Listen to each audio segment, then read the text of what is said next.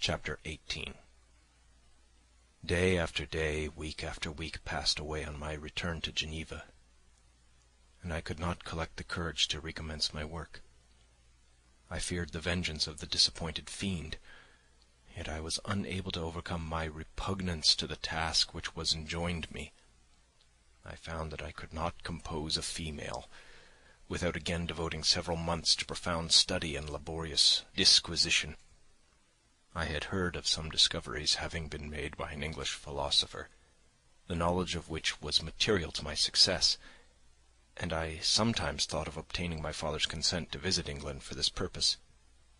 But I clung to every pretence of delay and shrank from taking the first step in an undertaking whose immediate necessity began to appear less absolute to me. A change indeed had taken place in me. My health, which had hitherto declined, was now much restored, and my spirits, when unchecked by the memory of my unhappy promise, rose proportionably. My father saw this change with pleasure, and he turned his thoughts towards the best method of eradicating the remains of my melancholy, which every now and then would return by fits, and with a devouring blackness overcast the approaching sunshine. At these moments I took refuge in the most perfect solitude. I passed whole days on the lake alone in a little boat, watching the clouds and listening to the rippling of the waves, silent and listless. But the fresh air and bright sun seldom failed to restore me to some degree of composure, and on my return I met the salutations of my friends with a readier smile and a more cheerful heart. It was after my return from one of these rambles that my father, calling me aside, thus addressed me. "I am happy to remark, my dear son, that you have resumed your former pleasures and seem to be returning to yourself. And yet you are still unhappy and still avoid our society. For some time I was lost in conjecture as to the cause of this, but yesterday an idea struck me, and if it is well founded, I conjure you to avow it. Reserve on such a point would be not only useless, but draw down treble misery on us all." I trembled violently at his exordium, and my father continued, "I confess, my son, that I have always looked forward to your marriage with our dear Elizabeth as the tie of our domestic comfort and the stay of my declining years. You were attached to each other from your earliest infancy. You studied together, and appeared in dispositions and tastes entirely suited to one another. But so blind is the experience of man, that what I conceived to be the best assistance to my plan may have entirely destroyed it. You, perhaps, regarded her as your sister, without any wish that she might become your wife. Nay, you may have met with another whom you may love, and considering yourself as bound in honour to Elizabeth, this struggle may occasion the poignant misery which you appear to feel. My dear father, reassure yourself. I love my cousin tenderly and sincerely. I never saw any woman who excited, as Elizabeth does, my warmest admiration and affection. My future hopes and prospects are entirely bound up in the expectation of our union."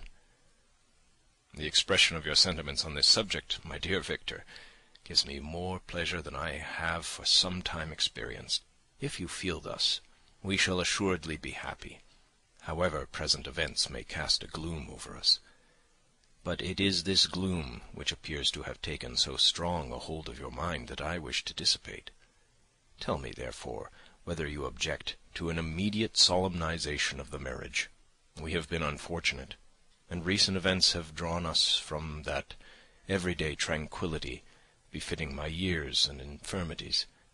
You are younger, yet I do not suppose, possessed as you are of a competent fortune, that an early marriage would at all interfere with any future plans of honour and utility that you may have formed. Do not suppose, however, that I wish to dictate happiness to you, or that a delay on your part would cause me any serious uneasiness. Interpret my words with candour, and answer me, I conjure you, with confidence and sincerity."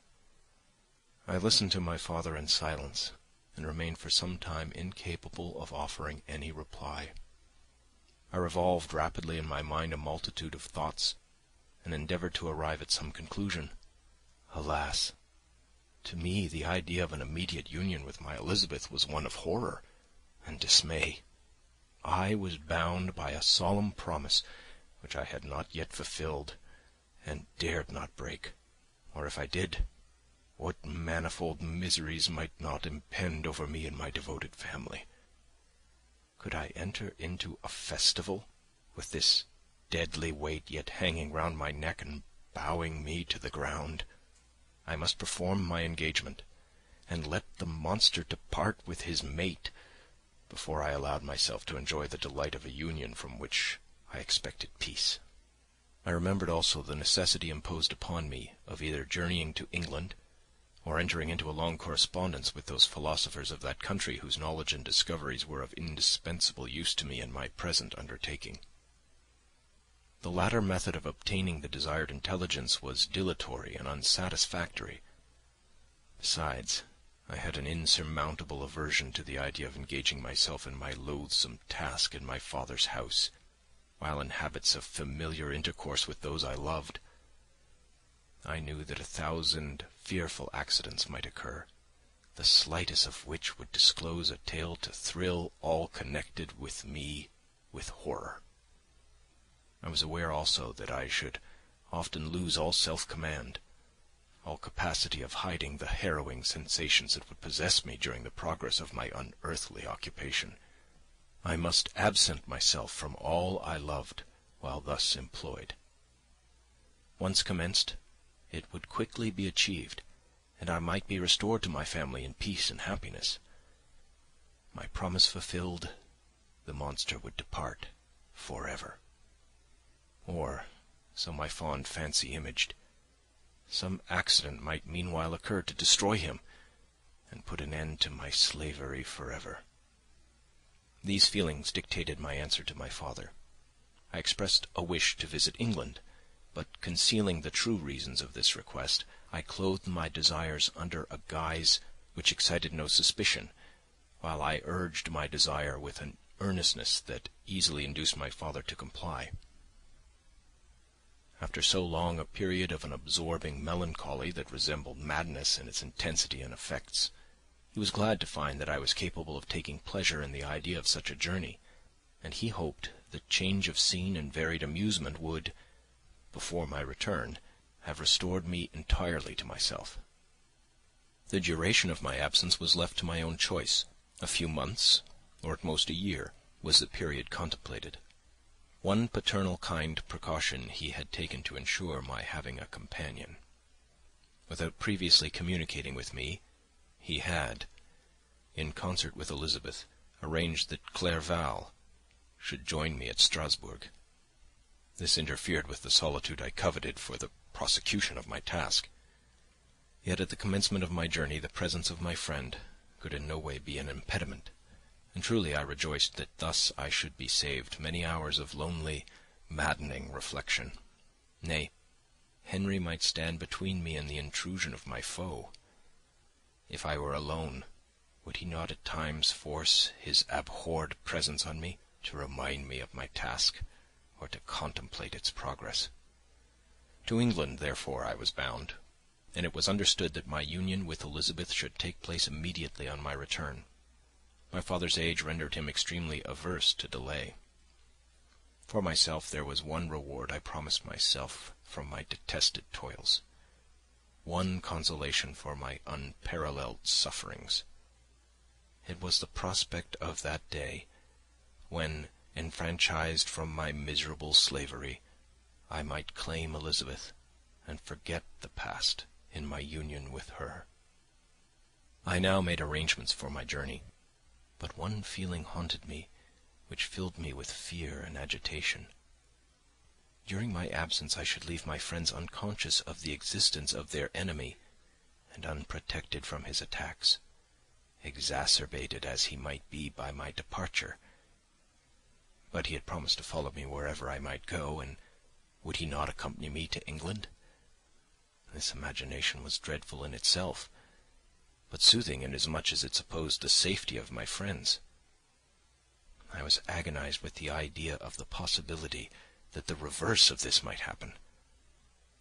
through the whole period during which I was the slave of my creature, I allowed myself to be governed by the impulses of the moment, and my present sensation strongly intimated that the fiend would follow me and exempt my family from the danger of his machinations. It was in the latter end of September that I again quitted my native country. My journey had been my own suggestion, and Elizabeth therefore acquiesced, but she was filled with disquiet at the idea of my suffering away from her the inroads of misery and grief.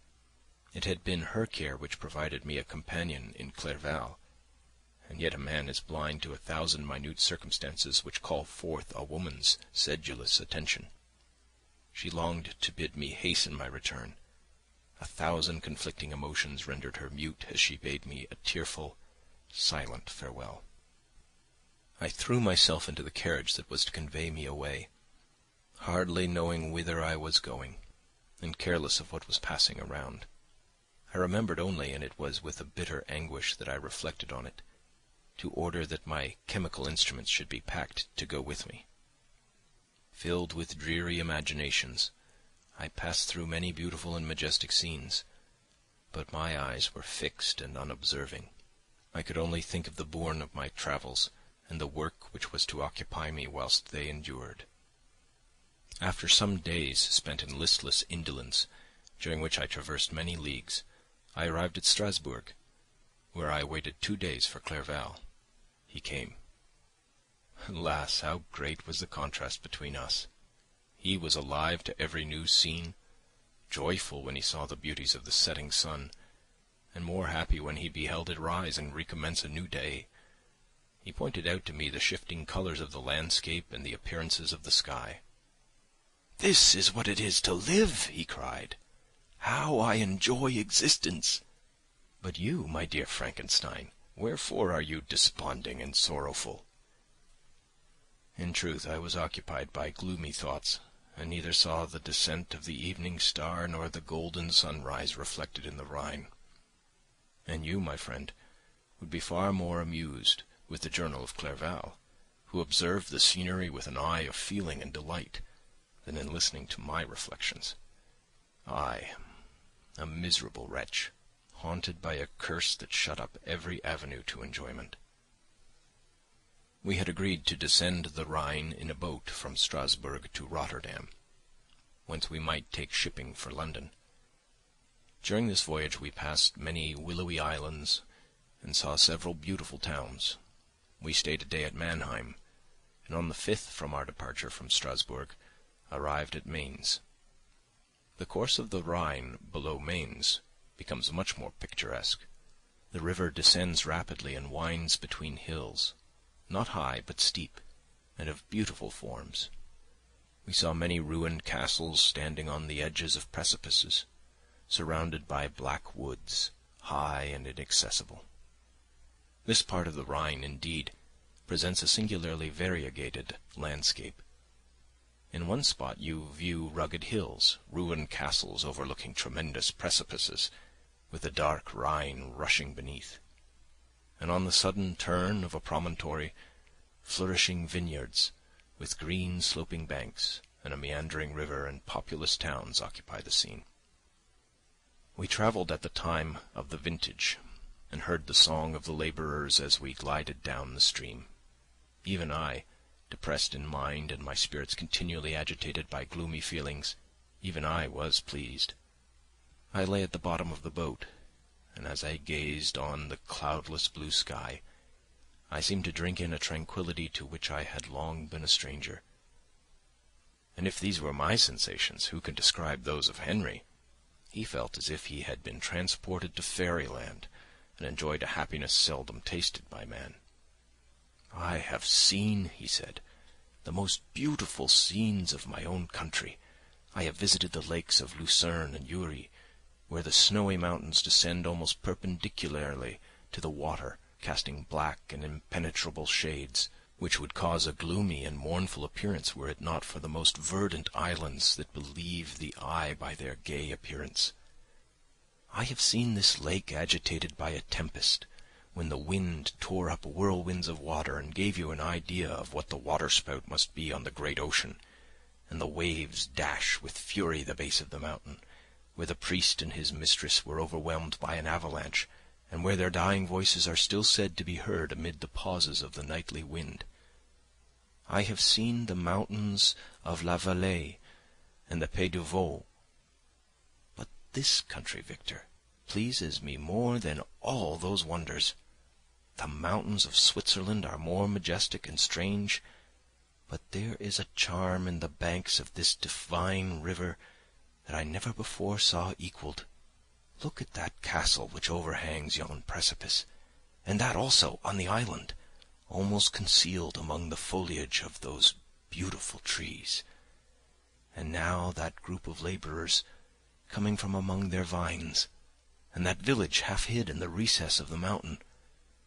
Oh, surely the spirit that inhabits and guards this place has a soul more in harmony with man than those who pile the glacier or retire to the inaccessible peaks of the mountains of our own country. Clerval, beloved friend, even now it delights me to record your words, and to dwell on the praise of which you are so eminently deserving.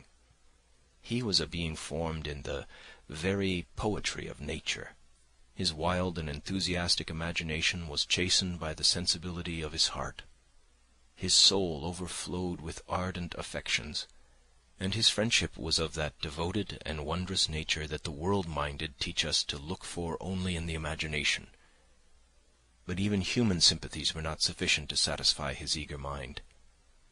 The scenery of external nature, which others regard only with admiration, he loved with ardour.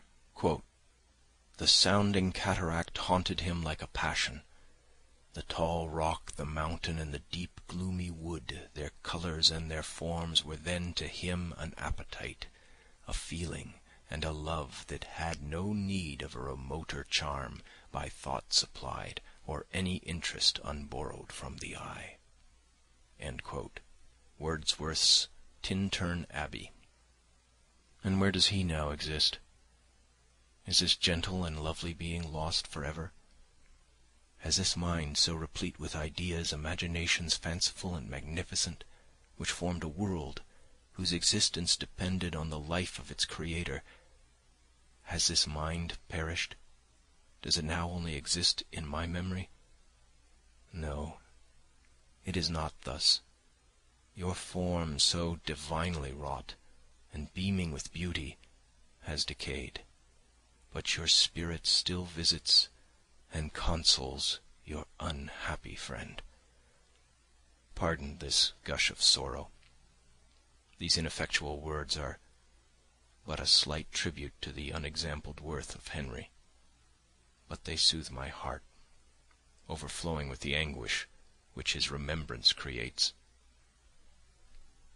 I will proceed with my tale.